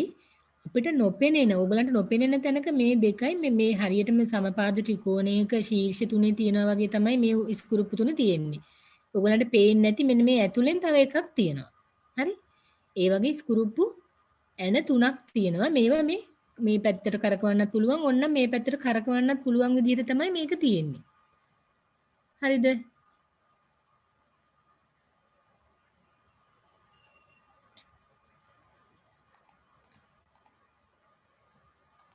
හරි දැන් මේක බැලුවොත් පේයි ඔයගලන්ට මේ තියෙන්නේ. මෙතන එකයි අපිට පේන්නේ. ඉතුරු ටික පේන්නේ නැහැ. මෙතන මෙන්න මේ දෙකක් පේනවා. ඉතුරු ටික තියෙන්නේ එහා පැත්තේ. දැන් මේකෙන් බැලුවොත් ඔයගලන්ට පේයි. ඒකේ ප්ලෑන් එකක් තමයි මේ ඇඳලා තියෙන්නේ. හරි? පාද ස්කුරුප්පු තුන තියෙන විදිහේ ප්ලෑන් එකක්. මෙන්න මේ සම්මන් කිව්වේ මේක යා කරොත් අපි සමපාද ත්‍රිකෝණයක ඇත්තටම මේක තියෙන්නේ. හරි මෙතන එකක් තියෙනවා මෙතන එකක් තියෙනවා මෙතන එකක් තියෙනවා. මුලින්ම අපි කරන්නේ දුරේක්ෂය මේ ඕනම පාද දෙකකට සමාන්තරව හදා ගන්නවා. දැන් මේක උඩ තියෙනවනේ දුරේක්ෂය. මේ දුරේක්ෂය අපි කරකවලා හරියටම දුරේක්ෂය මේ ඕනම මම මේ දුරේක්ෂය නිකන් රේඛාවකින් වගේ ඇන්දොත් දුරේක්ෂය මෙන්න මේ පාද දෙකට සමාන්තර රේඛාවක තියෙන විදිහට තමයි අපි මුලින්ම දුරේක්ෂය හදාගන්නේ. හරිද? ඊට පස්සේ මේ ඇන දෙකම එක්කෝ ඇතුළට අපි කරකවන්න ඕන. එහෙම නැත්නම් දෙකම පිටතට කරකවන්න ඕන. හරි? ලියාගමුකෝ අපි. ලියාගන්න.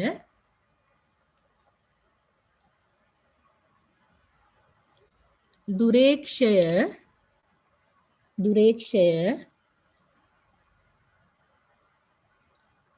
ඕනෑම පාද ඇන දෙකකට මට්ටම් කිරීමකේ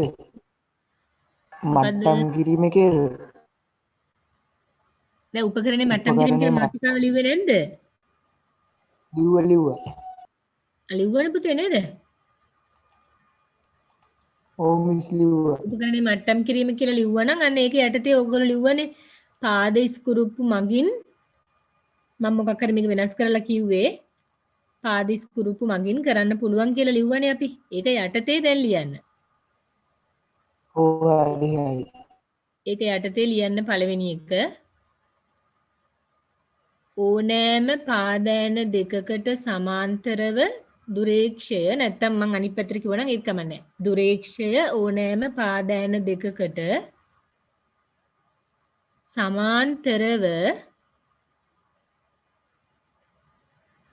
සමාන්තරව තබා ගන්න.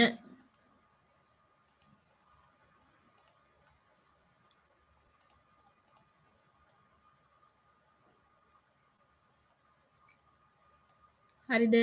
දැන් ඒ කිව්වේ පුතේ ඔන්න ඔහොමනේ පාදෑන තුනක් තියෙනවා. ඔන්න ඔහොම තියෙන්නේ පාදෑන තුන. ඒකයි පොඩ්ඩක් කියන්නකෝ. මම කලින් කිව්ව විදිහ කොහොම වුණත් කමන්නේ දෙපැත්ත මාරු වෙන්න පුළුවන් නේද? දුරේක්ෂය ඕනෑම පාද ඇන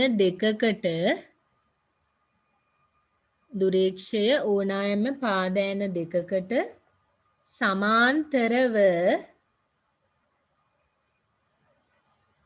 තබා ගන්න. හරි? කවුරු හරි අනිත් පැත්තට ලිව්වනම් කමන්නේ නැහැ.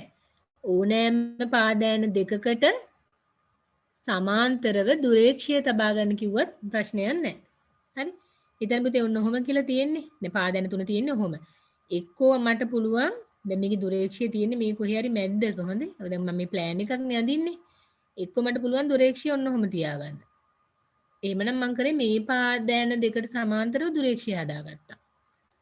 හරිද? නැත්තම් මං හිතන්නම්කෝ තව කෙනෙකුට පුළුවන් ඕක දුරේක්ෂය මෙහෙම හදාගන්නත් පුළුවන්. ඒ දුරේක්ෂය කරකවන්න පුළුවන්. ඒ කියන්නේ මේ පාදෑන දෙකට සමාන්තරව තියාගත්තේ. අනේ ඒකයි මම මේ කියලා දෙන්නේ. ඊට පස්සේ තව කෙනෙකුට ඕන නම් පුළුවන් දුරේක්ෂය මෙහෙම හදාගන්නත් පුළුවන්. හරි නේද? මම මේ කිව්ව එක තේරුණානේ. ඕනම පාදෑන දෙකකට. දැන් මේ දෙකට සමාන්තර මේ දෙක හරහා යන රේඛාවක් මං ඇන්දොත් ඒ රේඛාව දුරේක්ෂයයි සමාන්තර වෙන්නයි ඕන. මේ දෙක හරහා යන රේඛාවක් ඇන්දොත් මේකයි සමාන්තරයි. නේද? මේ දෙක හරහා රේඛාවක් ඇන්දොත් මේකයි සමාන්තරයි.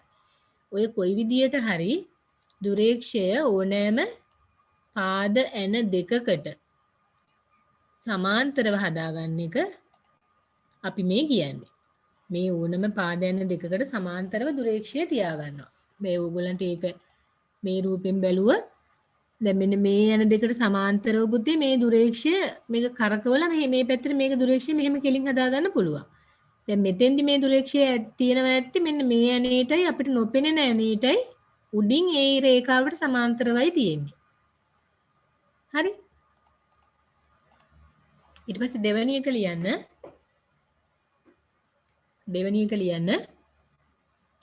එම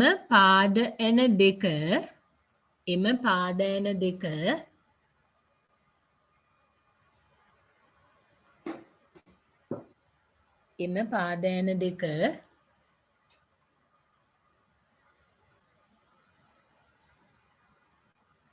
දෙකම කියලා ලියන්න. එම පාද ඇන දෙකම ඇතුළතට හෝ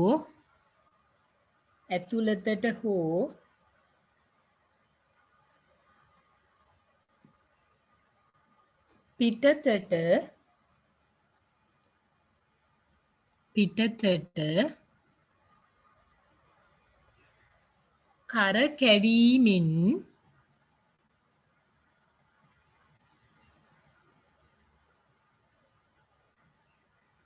කරකැවීමෙන් මට්ටම් බුබුල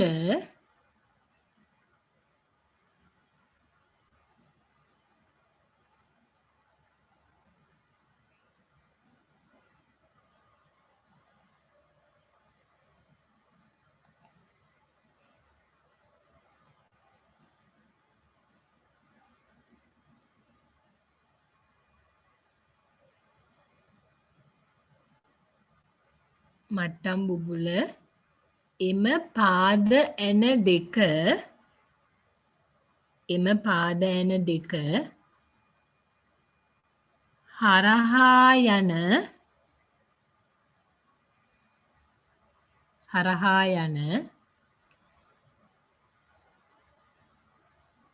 රේඛාවට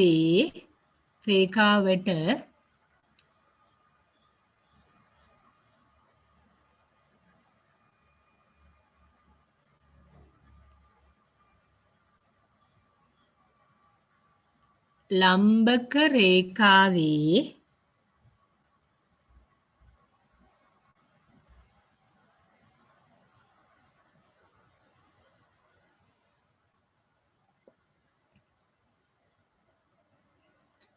ස්ථානයකට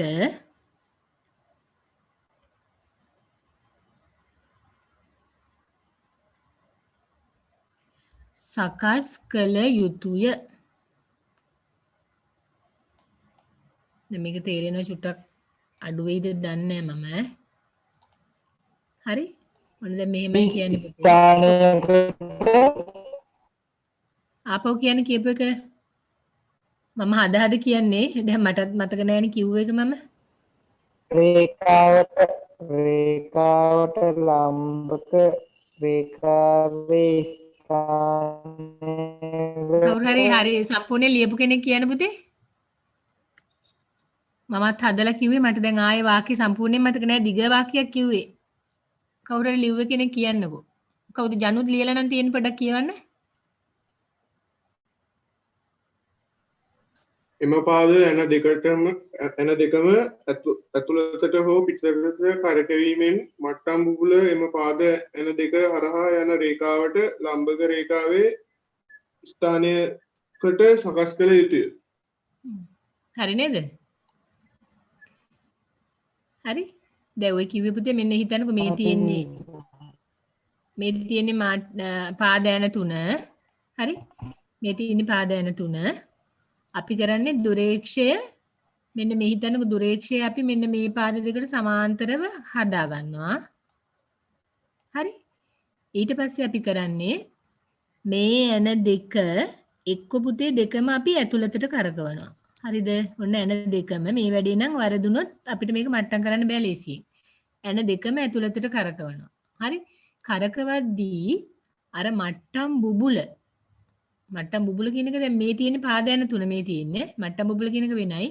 මට්ටම් බුබුල තියෙන තැනින් ඕක දැන් හිතනකො මේ වගේ තැනක කියලා මට්ටම් බුබුල තියෙන්නේ. ඔයා මේ පාද යන දෙක මෙහෙම ඇතුළට කරකවද්දි මේ මට්ටම් බුබුල වෙන්නේ මෙයා මෙන්න මේ වටේ කැරකෙන්නේ. හරිද? කොයි වෙලාවකත් පුතේ මැදට යන්නේ නැහැ. එයා ඔන්න ඔය වටේ කැරකෙන්නේ. හරි? ඔයා පාද යන දෙකම ඇතුළට කැරකිව්වොත් සමහර විට එයා මේ පැත්තෙන් එයි. පාද යන දෙකම පිටතට කැරකිව්වොත් එයා මේ පැත්තෙන් එයි. කොහොම හරි කමන්නේ. මට්ටම් බුබුල මේ වටේ කොතන හරි තියෙන තැනකින් ඔයා කරන්න ඕන මෙන්න මේ දුරේක්ෂය හරහා ඒ කියන්නේ මෙන්න මේ පාදෑන දෙක යා කරන රේඛාවට ලම්බක රේඛාවේ තැනකට ඕන මට්ටම් බුබුල ගන්න. ඒකයි මම ඔය කිව්වේ. ඒ කියන්නේ ඔයා එක්ක මට්ටම් බුබුල මෙතනට ගන්න ඕනේ ඔය එක කරකවන ගමන්. එහෙම නැත්තම් මෙන්න මෙතෙන්ට ගන්න ඕන. හරි? මම මේ කියන එක ප්‍රැක්ටිකලි හිතුවොත් තේරෙනවා. ඊට පස්සේ අපි අර ඉතුරු වෙලා තියෙන පාදෑනේ කරකවලා අපිට පුළුවන් එක්ක මේක මේ පැත්තේ නම් තියෙන්නේ මේ පැත්තට ගෙනියන්න පුළුවන්. මේ පැත්තේ නම් තියෙන්නේ මේ පැත්තට ගේන්න පුළුවන්. හරි? යටින් පොඩි රූපයක් වගේ ඇඳගන්නකෝ. මේ මඩින රූපේ.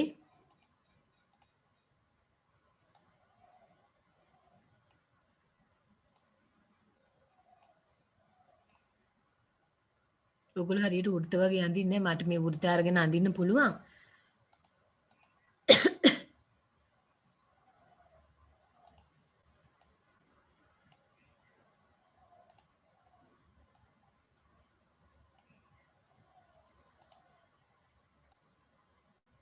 හරි ඔබ තියනවා කියලා හිතන්නකො පාදයන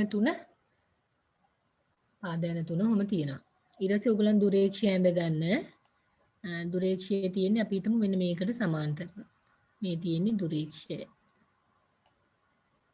හරිද? පාදයන තුන මේ තියෙන්නේ දුරේක්ෂය.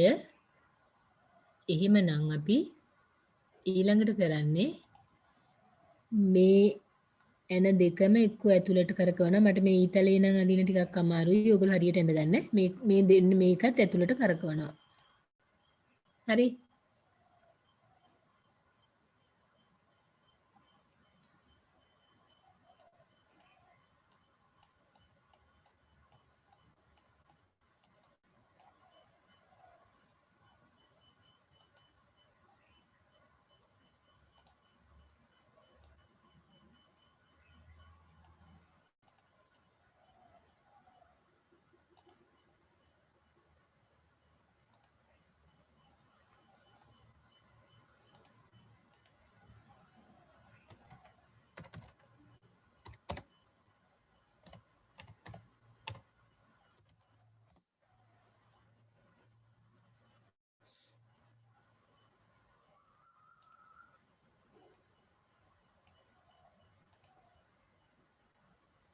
මේ අකුරු වල තියෙන ප්‍රශ්නයක් මට්ටම් බුබුල පුතේ මේ රූපේ මෙහෙම ඇඳ ගන්න.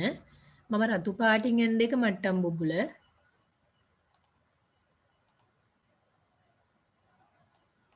මේ ටික පාද ඇන.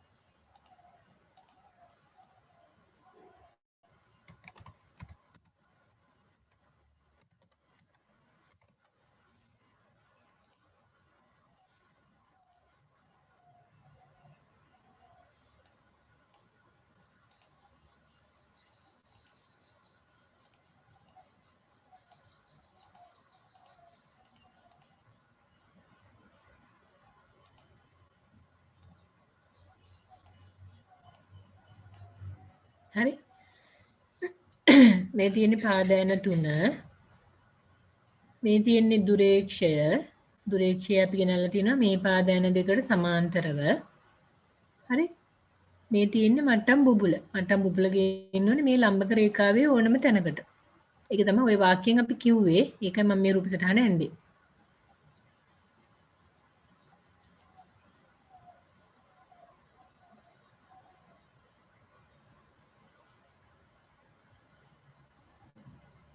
මං අද මේක ගණන් වලටත් යන්න කියලා හිතන් හිටියේ බැරි වෙයි වගේ මටනේ.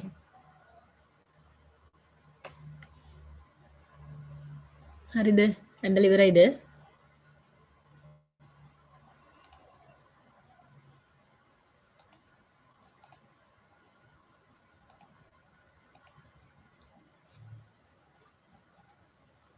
හරි ඊළඟට දෙවෙනි එක ලියන්න. අපි පළවෙනි කරුණ විදිහට නේ ඒක ලිව්වේ.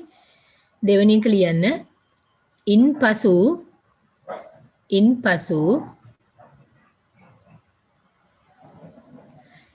ඉතිරි පාද ඇනය දැන් කලින් පාද ඇන දෙකයි පාවිච්චි කරේ අපි තව එකක් ඉතුරු වෙන්නේ ඉතිරි පාද ඇනය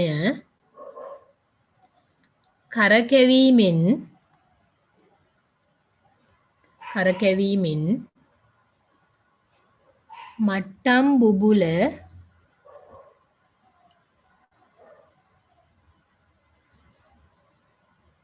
මැදට ගැනීම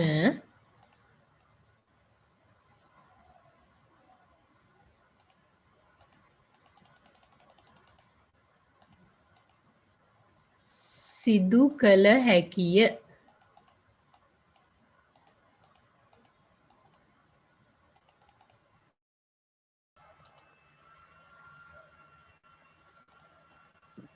පාදයන 3 කළු පාටින් ඇඳලා තියෙන්නේ මට්ටම් බුබුලම රතු පාටින් ඇඳලා තියෙන්නේ. හරි. දෙවෙනි අවස්ථාවේදී පළවෙනි අවස්ථාවේදී අපි මේ ඇන දෙක තමයි කැරකෙව්වේ එක්ක ඇතුළට එක්ක පිටතට. හරි. තුන්වෙනි අවස්ථාවේදී අපි මේ තුන්වෙනි මට්ටම් බුබුල විතරයි කරකවන්නේ. හරි නේද? ඒක ඕන පැත්තකට කරකවන්න පුළුවන්. ඕන පැත්තකට කරකවන්න කියන්නේ ඔයාලට කරකවගෙන යනකොට මේක පේනවා. මෙතන තියෙන එක මේ පැත්තට එනවා නම් අපි මේ කරකවන පැත්ත හරි ටිකක් වෙලා කරකවන්න යනකනුත් එන්නේ නැත්තම් ඔයාලට තේරෙනවා මේක මේ පැත්තට නෙමෙයි කරකවන්න ඕනේ අනිත් පැත්තට. හරි නේද? මේ රූප සටහන ඇඳ ගන්න.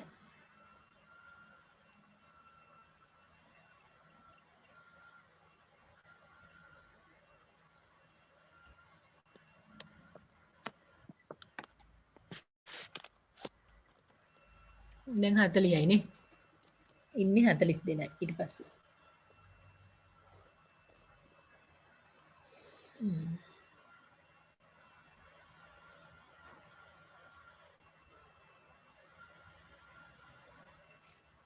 හරිද? මේක ඇඳද?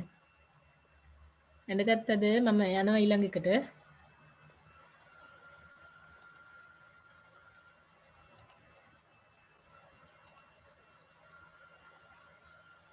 හරි ඔන්න දැන් දෙවෙනි එකෙන් අපි කිව්වා හරියටම උපකරණය මට්ටම් කරන හැටි දැන් කිව්වා ඊට පස්සේ අපි අරක කිව්වා අසම්පාත දෝෂී ඉවත් කිරීම කියලා එකක් ඕගලන්ට මුලින් පේනවා මේකේ දුරේක්ෂය ඇතුලෙන් බැලුවට පස්සේ මෙන්න මේ දැන් මේ ස්ලයිඩ් එකේ දාලා තියෙන රූපේ විදිහ එකක් පුතේ අපිට පේන්නේ දුරේක්ෂය ඇතුලෙන් මේක ඇහැතියලා බැලුවට පස්සේ ඇතුලේ පේනවා මෙන්න මේ වගේ රවුමකුයි සිරස් රේඛාවක් පේනවා තිරස් රේඛාවක් පේනවා ඒ වගේම තව පොඩි තිරස් රේඛා කෑලි දෙකක් පේනවා හරි මෙන්න මේ ඉරි ටික අපිට හරියටම පැහැදිලිව පේන්න ඕන දැන් ඔයගොල්ලෝ දන්නවනේ එක එක්කෙනාගේ ඇහි තියෙන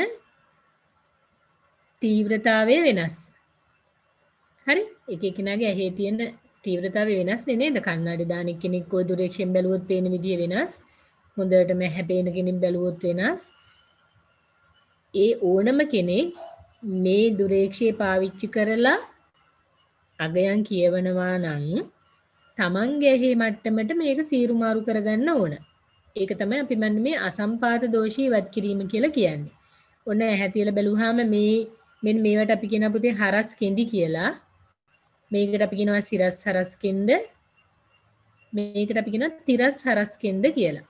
මෙන්න මේ හරස් කෙන්ද ටික පැහැදිලිව පේන්නේ නැත්තම් ඒක මුලින්ම අපි හදාගන්න ඕන. ඒක හදාගන්න විදිහ තමයි මේකෙන් කියන්නේ. මේ වැඩේ කරන්න අපි හිතන්නකො අපිට ගස් කොළන් තියෙන එලිමහන් තැනකට ගිහිල්ලා දුරේක්ෂය අපි ඈතට හරවලා කරන්න ගියොත් මේ වැඩේ හරියටම කර අපිට පැහැදිලි වෙන්නේ නැහැ. මොකද අපිට අනිත් වටේ පිටේ තියෙන අනිත් ගස් කොළන් හරි ගොඩනැගිලි හරි මොනවා හරි පේන්න ගත්තොත් මේ ඉරි ටික හරියට පැහැදිලි වෙන්නේ නැහැ කොහොමවත්. ඒ හින්දා අපි කරන්නේ දුරේක්ෂය ඉස්සරහෙන් සුදු පාට කඩදාසියක් එක්ක අල්ල ගන්නවා. හරි? එහෙම නැත්නම් ඉතින් අනන්තයට එල්ල කරන්න කියලා කියන්නේ අපිට ඊට වැඩිය ලේසි දුරේක්ෂය ඉස්සරහට කාට හරි කියනවා. නැත්නම් අපිටම පුළුවන් කරගන්න තනියෙන් සුදු පාට කඩදාසියක් අල්ලනවා. එතකොට මේ වටේ පිටේ තියෙන අනිත් මොනවත් අපිට පේන්නේ නැහැ. මෙන්න මේ හරස් කෙඳි ටික විතරයි පේන්නේ. ඒක අපේ ඇහි මට්ටමට හරියට පැහැදිලි වෙනකන් මෙන්න මේ අපි දැන් දුරේක්ෂයේ අපි කාශ දෙකට නම් දෙකක් කිව්වනේ උපනෙතයි යවනෙතයි කියලා. මෙන්න මේ උපනෙත ළඟ තියෙනවා ඉස්කුරුප්පුවක්. හරි? මම කිව්වොත් මෙන්න මෙතන. හරි මේ තින් පුතේ මෙතන තියෙන උපනෙත මෙතන තියෙන අවනෙත කියලා මම කිව්වනේ නේද? මෙන්න මෙතන තියෙන මෙන්න මේ ඇනෙත් කරකවන්න පුළුවන්. හරි මෙන්න මේක. මෙන්න මේක සියුම්ම කරකවන ගමන් අපිට පුළුවන් අර හරස් කිඳි ටික පැහැදිලි කරගන්න. හරි සියුම්ම කරකවන්නේ. දැන් මේක වැඩිපුර කරකෙවොත් ගලවලා අතට එනවා. ඒ වගේ කරකවන කට්ටියක් ඉන්නවා. එහෙම නෑ අපි බොහොම සියුම්ම මේක කරකවද්දි අපිට මේකේ අර එන හරස් කිඳි ටික පැහැදිලි වෙන එක අවස්ථාවක් එනවා. හරි? අන්න ඒකට තමයි අපි කියන අසම්පාත දෝෂය ඉවත් කිරීම කියලා. ලියා ගන්න ඊට පස්සේ අසම්පාත දෝෂය ඉවත් කිරීම. අසම්පාත දෝෂය ඉවත් කිරීම.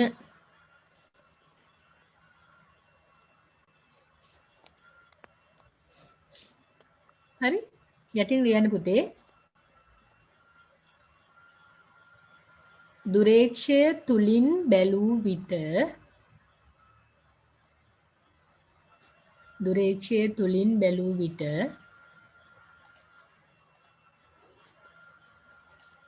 පහත ආකාරයේ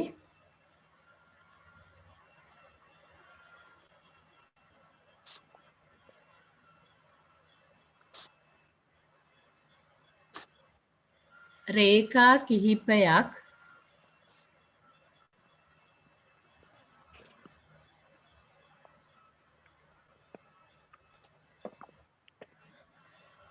දැක ගැනීමට පුළුවන්.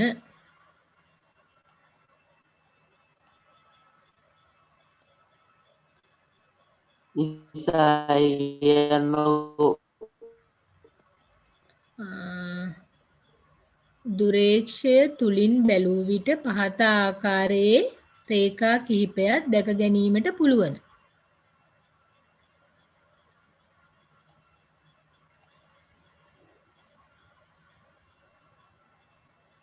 හරි? එහෙම ලියලා පුතේ මෙන්න මේ පල්ලෙහෙන් මම ඇඳ රූපය අඳින්න.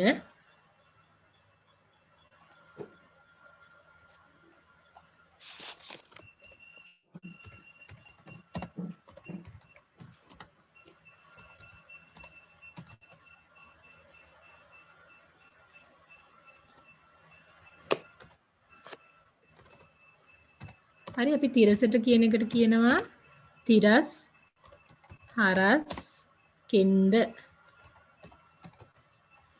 තිරස් හරස් කෙන්ද.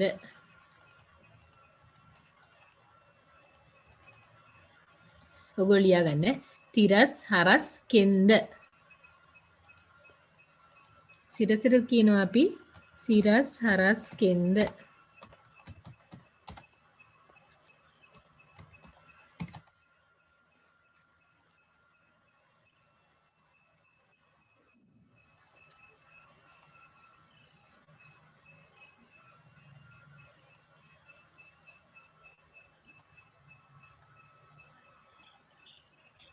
හරි මේක ලියාගන්න පුතේ හරස් කෙන්ද කියලා ලියාගන්න. මම ටයිප් කරපෙකේ ඉතුරු කැල වැඩිලා නැහැ. මේ සිරස් රේඛාවට අපි කියනවා සිරස් හරස් කෙන්ද. කනේද නෙමෙයි කෙන්ද. මේකට අපි කියනවා තිරස් හරස් කෙන්ද. හරි නේද? හරි පාඩම මට නවත්තන්න වෙනවා පුතේ. මේ එක්කෙනෙක් බලන් ඉන්නවා අනිත් පාඩම එයාගේ පාඩම පටන් ගන්න හොඳේ. අද අරුණ සර් 7ට පටන් ගන්නවා කිව්ව පාඩම TS2 එකේ කට්ටියට. අදින් මම නවත්තනවා සඳුදා උදේට කරනවා. අනේ කොහොම හරි ඔක්කොම සම්බන්ධ වෙන කට්ටිය පාඩම අවසන් වෙනකන් ඉන්න. ඔය දැක්කනේ දැන් 45ක් විතර හිටපුක දැන් 39ක් වෙලා. හරි නේද? එහෙනම් හැමෝටම සුබ දවසක්.